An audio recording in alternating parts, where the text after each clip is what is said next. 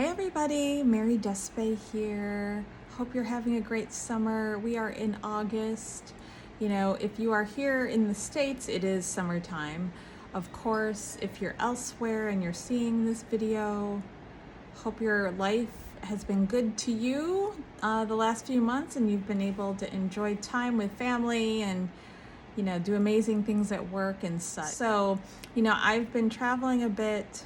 It's been a little bit hard, I'm not gonna lie, the last couple of months, just with personal family stuff happening and having to go home back to the mainland and then coming back. It's always a little bit tricky, in my opinion, to get back into the groove of things when you've been away. But I'm back here in Hawaii.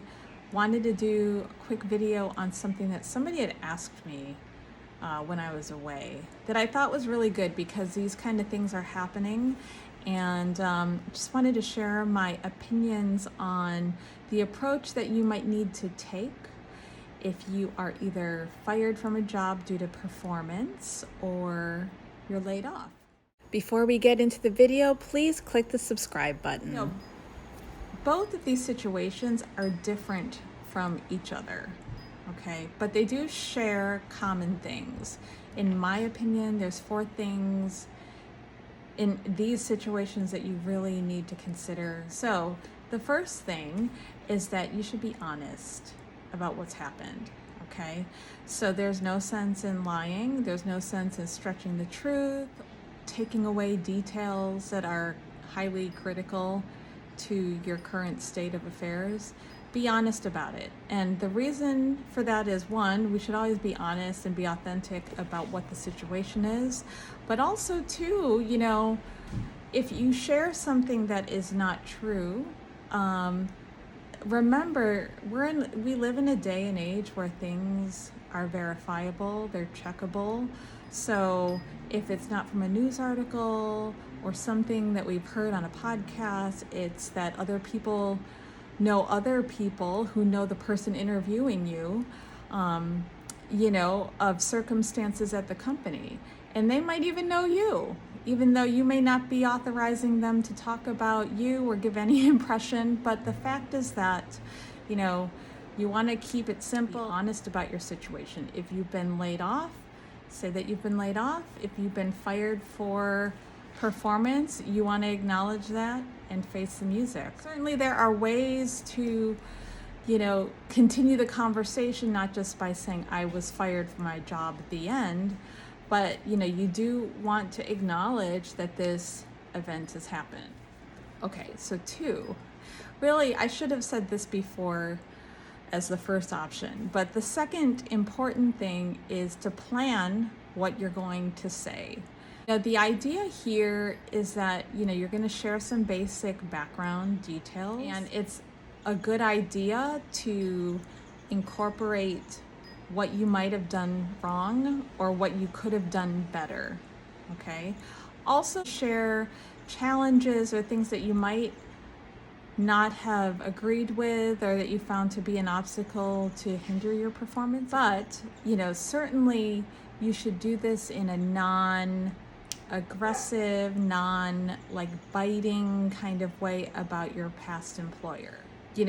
Most people realize not every match is a match made in heaven. We've all gone through that in every aspect of our lives. So certainly in the workplace, these things happen. However, you can talk about, what your expectations were and what you thought you were doing. You could also talk about what feedback or things that you might have been given by, say, a supervisor, or what you might not have been given, to share your point of view. But definitely keep the criticism and the negativity to a minimum. The important thing here leads me to number 3.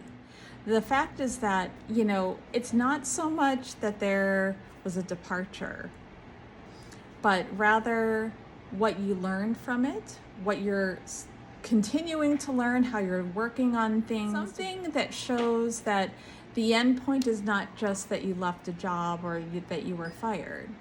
You are looking towards the future, you are working on yourself, and you're doing this in a way that's very mature, very balanced, and, looking forward to the future. Number 4 should always focus on the future. What are you doing to improve yourself? What have you been working on? Things of an uplifting, positive nature. A lot of times this can be coupled with number 3, like the insights and things that I'm looking for. But, it could be something like, I discovered that while all along I was a really independent worker, I could have benefited from asking more questions or, speaking up a bit more. And this is something that I am working on. You do want to share how you're improving and what you can offer this better version of yourself to a new employer. So in cases of a layoff, certainly it may not be a performance-related situation. Feel free to mention these things that, business decisions were made and the forecast, tying it to principles of the business, and also mentioning it if it is in a group or, a larger layoff situation or a certain department. That would be something that you'd want to share. Again, this is a case where you want to keep it positive. You want to, you can always share your disappointment in something or how you'd hope it to be, but really what you're looking for in your next situation, and that, you're going to contribute in these XYZ positive ways. The idea here is be upfront, plan out what you're going to say, be positive and uplifting as much as you can. Be in, really share a bit of the self-reflection, what you had hoped and, what you are looking for in the next place and what it taught you. Love to know what people are saying if you found yourself in a situation like this. I know that I've been in this situation of being laid off as well as fired from a job many, many, many years ago. So, I really would love to hear if you use a different approach or if you use things and it really helps you land a job or, win points in an interview. Feel free to comment below or message me. And until our next video, guys, hope you stay safe and take care.